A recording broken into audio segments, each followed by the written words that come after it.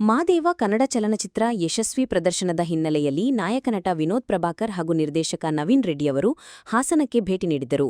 ನಗರದ ಸಹ್ಯಾದ್ರಿ ಚಿತ್ರಮಂದಿರದಲ್ಲಿ ಸಿನಿಮಾ ವೀಕ್ಷಿಸಿದ ನಾಯಕ ನಟನಿಗೆ ಅಭಿಮಾನಿಗಳು ಹೂಮಳೆ ಸುರಿಸಿ ಸೆಲ್ಫಿಗಾಗಿ ಮುಗಿಬಿದ್ದರು.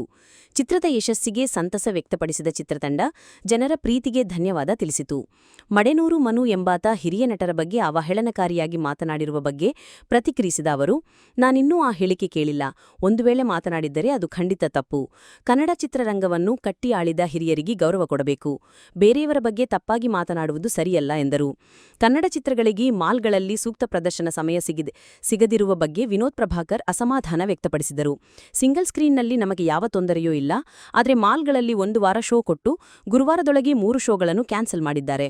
ಜನರು ಸಿನಿಮಾ ಮೆಚ್ಚಿದ್ದಾರೆ. ಆದರೆ ಅವರಿಗೆ ಅನುಕೂಲವಾದ ಸಮಯದಲ್ಲಿ ಶೋ ಇಲ್ಲ.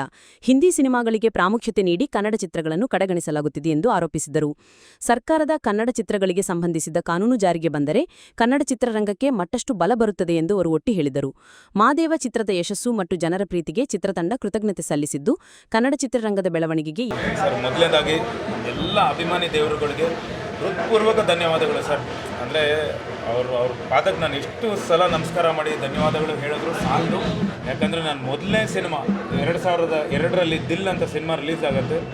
ಅವತ್ತಿನಿಂದ ಇವತ್ತಿನವರೆಗೂ ಅಷ್ಟೇ ಪ್ರೋತ್ಸಾಹ ನನಗೆ ಬೆಂಬಲ ನೀಡ್ತಾ ಬರ್ತಿದ್ದಾರೆ.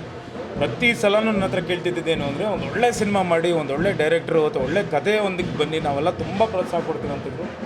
ನಾನು ಎಷ್ಟೇ ಸಿನಿಮಾಗಳು ಕೆಟ್ಟ ಸಿನಿಮಾ ಮಾಡಿದ್ರೂ ಅಷ್ಟೇ ಬೇಷ ಅಂದ್ಬಿಟ್ಟು ಅದರಲ್ಲಿ ಒಂದು ಬುದ್ಧಿವಾದ ಹೇಳ್ತಿದ್ರು, ಒಳ್ಳೆ ಸಿನಿಮಾ ಮಾಡಿ ಅಂತ. ಬಟ್ ಈ ಸಿನಿಮಾ ಅಭಿಮಾನಿಗಳು, ನಮ್ಮ ತಂದೆ ಅಭಿಮಾನಿಗಳು ಹಾಗೂ ಕರ್ನಾಟಕದ ಎಲ್ಲ ಕನ್ನಡಿಗರು, ಪ್ರೇಕ್ಷಕರು ಎಲ್ಲರೂ ಬಂದು ತುಂಬ ಮೆಚ್ಕೊಂಡಿದ್ದಾರೆ. ಎಸ್ಪೆಷಲಿ ಕ್ಲೈಮ್ಯಾಕ್ಸ್ ಆಗಲಿ. ಆ್ಯಂಡ್ ನನಗೆ ಫಸ್ಟ್ ಟೈಮು ಇದು ಮಾಲ್ಗಳಲ್ಲಿ ಇಷ್ಟು ಲೇಡಿ ಆಡಿಯನ್ಸು, ಅಂದರೆ ಹೆಣ್ಮಕ್ಳು ತುಂಬ ಜನ ಬರ್ತಿದ್ದಾರೆ. ಯಾಕಂದರೆ ನನ್ನ ಆ್ಯಕ್ಷನ್ ಹೀರೋ ಅಂತ ಹೇಳಿ ಒಂದು ಸೀಮಿತ ಮಾಡಿಬಿಟ್ಟಿದ್ರು, ಬರೀ ಆ್ಯಕ್ಷನ್ ಮಾಡ್ತಾರೆ ಅಂತ ಹೇಳಿ. ಸೊ ಇಲ್ಲಿ ನನಗೆ ಎಷ್ಟು ಖುಷಿ ಆಗುತ್ತೆ ಅಂದರೆ ಪ್ರತಿ ಮಾಲಲ್ಲಿ ನಾನು ವಿಸಿಟ್ ಮಾಡ್ತಿರ್ಬೇಕಾದ್ರೆ, ಮಾಲ್ ಆಗಲಿ ಥಿಯೇಟ್ರ್ಗಳಲ್ಲಾಗಲಿ ಹೆಣ್ಮಕ್ಳು ಇಷ್ಟಪಡ್ತಿದ್ದಾರೆ. ಹೆಣ್ಮಕ್ಳು ಫೈಟ್ ತುಂಬ ಚೆನ್ನಾಗಿದೆ. ಆಮೇಲೆ ಸೆಂಟಿಮೆಂಟು, ನಾನು ಅವತ್ತಿನ ದಿನ ನಾನು ಹೇಳಿದ್ದೆ, ನಮ್ಮ ತಂದೆಯವರ ಕರುಳಿನ ಕೂಗು ಏನು ಸಿನಿಮಾ ಬಂದಿತ್ತಲ್ಲ, ಆ ಸಿನಿಮಾ ಅದೆಷ್ಟು ನಿಮ್ಮನ್ನು ಅಳಿಸುತ್ತೋ, ಎಷ್ಟು ಕಾಡಿಸುತ್ತೋ ನಿಮ್ಮನ್ನು, ಅದೇ ಥರ ಈ ಸಿನಿಮಾನೂ ಕಾಡುತ್ತೆ, ಅದೇ ಥರ ಅಳಿಸುತ್ತೆ ಅಂತ ಹೇಳಿದ್ದೆ. ಕಾರಣಗಳು ಬೇರೆ ಬೇರೆ ಆಗಿರ್ಬೋದು, ಆದರೆ ಅಷ್ಟು ನಿಮಗೆ ಎದೆ ಭಾರ ಆಗುತ್ತೆ ಅಂತ ಹೇಳಿದ್ದೆ. ಅದೇ ಥರ ಇಷ್ಟಪಡ್ತಿದ್ದಾರೆ. ಸೊ ಅದಕ್ಕೆ ಎಲ್ಲ ಸೂತ್ರಧಾರಿ ನಮ್ಮ ಡೈರೆಕ್ಟರ್ ಅವರು, ನವೀನ್ ರೆಡ್ಡಿ ಅವರು. ಈ ಒಂದು ಕತೆ ನನಗೆ ಕೊಟ್ಟಿದ್ದಕ್ಕೆ ಥ್ಯಾಂಕ್ ಯು ನವೀನ್ ಸರ್. ಏನಾಗ್ತಿದೆ ಅಂದರೆ ನಾವೆಲ್ಲ ಟೀಮ್ ಮೊನ್ನೆಯಿಂದ ನಾವು ಕೇಳ್ತಿದ್ವಿ, ಅಂದರೆ ಸಿಂಗಲ್ ಸ್ಕ್ರೀನ್ ನಮಗೇನೂ ಪ್ರಾಬ್ಲಮ್ ಆಗಿಲ್ಲ. ಇಲ್ಲಿ ಒಂದು ವಾರ ಕೊಟ್ಟರು, ನಮ್ಗೆ ಶೋಸ್ ಎಲ್ಲ ಕೊಟ್ಟರು, ಎಲ್ಲ ಮಾಲ್ಗಳಲ್ಲಿ ಎಲ್ಲ ಕರೆಕ್ಟಾಗೇ ಕೊಟ್ಟಿದ್ರು. ಬಟ್ ಈ ಶುಕ್ರವಾರ ಬರೋ ಅಷ್ಟರಲ್ಲಿ ಗುರುವಾರ ನೈಟ್ ಏನು ಮಾಡಿದ್ದಾರೆ ಅಂದರೆ ಒಂದೊಂದೇ ಶೋ ಕೊಟ್ಬಿಟ್ಟು 3 ಶೋ ಎಲ್ಲ ಕ್ಯಾನ್ಸಲ್ ಮಾಡಿದ್ರು. ಅದು ನಮಗೆ ಪೀಕ್ ಟೈಮು. ಡಿಸ್ಟ್ರಿಬ್ಯೂಟರ್ಗೂ ಮಾಹಿತಿ ಇಲ್ಲ, ನಿರ್ಮಾಪಕರಿಗೂ ಮಾಹಿತಿ ಇಲ್ಲ, ನನಗೆ ಮಾಹಿತಿ ಇಲ್ಲ, ನಿರ್ದೇಶಕರಿಗೂ ಮಾಹಿತಿ ಇಲ್ಲ, ಯಾರಿಗೂ ಗೊತ್ತಿರಲಿಲ್ಲ. ಇದಕ್ಕಿದ್ದಂಗೆ ಎಲ್ಲ ಪೀಕ್ ಟೈಮಲ್ಲಿ ಏನು ನಮಗೆ ಜನ ಬರೋವಂಥ ಟೈಮು ಅಲ್ಲಿ ನಮಗೆ ತೆಗೆದಿದ್ದಾರೆ. ಕೇಳಿದಾಗ ಬೇರೆ ಏನೋ ಸಮರ್ಥನೆಗಳು ಹೇಳಿದ್ರು, ಎಲ್ಲ ಹೇಳಿದ್ರು. ಸರಿ ಆಯಿತು ಸರ್, ಇವತ್ತು ನಾನು ಅದನ್ನೇ ಹೇಳಿದೆ. ಈಗ ನಾವೇನೋ ಸಿನಿಮಾ ಚೆನ್ನಾಗಿ ಮಾಡಿಲ್ಲ, ಸಿನಿಮಾ ಚೆನ್ನಾಗಿ ಬಂದಿಲ್ಲ ಅಂದ್ರೆ ಓಕೆ, ಜನನೇ ಮೆಚ್ಕೊಂಡು ಇವತ್ತು ತುಂಬ ಚೆನ್ನಾಗಿದೆ ಅಂತಿದ್ದಾರೆ. ಜನ ಇಷ್ಟಪಟ್ಟಿರೋ ಟೈಮ್, ಇವತ್ತು ನಾವು ಸಿನಿಮಾ ಮಾಡಿರೋದು ಜನರಿಗೋಸ್ಕರ, ಜನ ನೋಡಲಿ ಅಂತ. ಅವ್ರಿಗೆ ಯಾವ ಟೈಮ್ ಅನುಕೂಲ ಆಗುತ್ತೋ ಆ ಟೈಮಲ್ಲಿ ಅವ್ರು ನೋಡ್ತಾರೆ. ನಾವು ಒಂದು ಟೈಮ್ ಫಿಕ್ಸ್ ಮಾಡ್ಬಿಟ್ಟು ಈ ಟೈಮಿಗೆ ಬನ್ನಿ ಅಂದರೆ ಹೆಂಗೆ ಬರ್ತಾರೆ ಸರ್?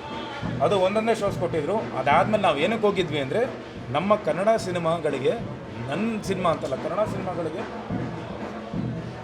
ಫಸ್ಟು ಹಿಂದಿ ಸಿನಿಮಾ ಆಗಲಿ ಅದಕ್ಕೆ ಪ್ರಾಮುಖ್ಯತೆ ಕೊಟ್ಬಿಟ್ಟು ಕನ್ನಡ ಸಿನಿಮಾನ ಸೈಡಿಗೆ ಹಾಕ್ತಿದ್ದಾರೆ. ನಮಗೆ ತುಂಬ ಇದಾಗ್ತಿದೆ. ನನ್ನ ಸಿನಿಮಾ ಅಂತಲ್ಲ ಸರ್, ತುಂಬ ಸಿನಿಮಾಗಳು ಅವತ್ತಿನಿಂದ ಇವತ್ತಿನವರೆಗೂ ನಡ್ಕೊಂಡ್ಬಂದಿದೆ. ಸೊ ದಯವಿಟ್ಟು ನಮಗೆಲ್ಲ ನ್ಯಾಯ, ಯಾಕೆ ಅಂದರೆ ಅದಿನ್ನೂ ಜಾರಿಗೆ ಬಂದಿಲ್ಲ. ಸರ್ಕಾರದಿಂದ ಎಲ್ಲನೂ ಸಮವಾಗಿ ಒಂದೇ ರೇಟ್ ಇರಬೇಕು ಅನ್ನೋದು ಮಾಡಿದ್ದಾರೆ.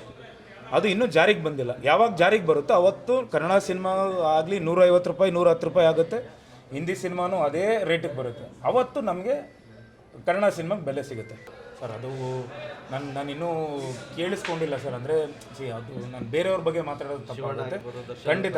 ಸಪೋಸ್ ಅವ್ರು ಮಾತಾಡಿದರೆ ಅದು ಖಂಡಿತ ತಪ್ಪು. ಅಂದರೆ ಹಿರಿಯರಿಗೆ ಇವತ್ತಿಗೂ ನಾವು ಎಲ್ಲ ಹಿರಿಯರಿಗೂ ಅಷ್ಟೇ ಗೌರವ ಕೊಡಬೇಕು. ಯಾಕಂದರೆ ಅವರು ಕಟ್ಟಿ ಆಳದಂಥ ಈ ನಮ್ಮ ಕನ್ನಡ ಇಂಡಸ್ಟ್ರಿ. ಸೊ ಅವ್ರಿಗೆ ನಾವು ಫಸ್ಟು ಮರ್ಯಾದೆ ಕೊಡಬೇಕು. ಸಪೋಸ್ ಆ ಹುಡುಗ ಮಾತಾಡಿದ್ದಿದ್ರೆ ಅದು ಖಂಡಿತ ತಪ್ಪು.